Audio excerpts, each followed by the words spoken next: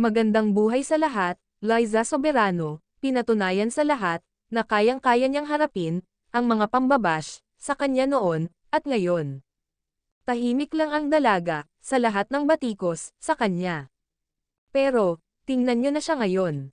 Di talaga natutulog, ang Panginoon. Pinapakita, at pinapahiwatig ng Diyos, sa lahat ng mapanirang nilalang. Na ang mabait, na inaapi, ay inaangat ng Diyos, patuloy na nagbubunyi, ang mga nagmamahal, na supporters, ng dalaga, sa nakakamit niya ngayon. Bukod sa kagandahang loob, na taglay nito, biniyayaan pa siya ng Diyos, na walang katulad, na kagandahan. Super proud, ang mga Pinoy, para kay Liza Soberano.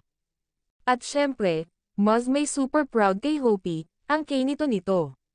Di din nagpahuli, sa pagha-heart react, si Enrique Hill, sa mga nagagandahang photos, ng dalaga. Siya nga pala guys, ating lilinawin muli, si Liza Soberano, ang palagi niyang kasama, sa lahat ng lakad nito, at event nito, ay sina Kimi, at Renz Pangilinan. Kung makikita nyo man, si Jeffrey O, na andin din sa event. Di na yan nakapagtataka, dahil manager niya ito. Manager lang po, ni Liza Soberano, si Jeffrey O.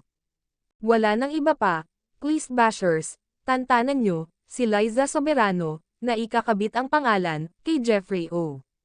Liza Soberano, para lang kay Enrique Hill. Sila ang tunay na nagmamahalan, mula noon, hanggang ngayon. Wala pong nagbago, sa pag-iibigan ng Lizken. Best fans react, nakaka-proud, ang bibi ni nito. Very clear, delivery ni Liza, you never disappoint, Philippine pride. That's how one should speak, with confidence and clarity. You raised the bar very high, Liza. Keep shining. Our Hollywood International, Liza Soberano. Love the way you speak, very clear. So proud of you, proud fan here.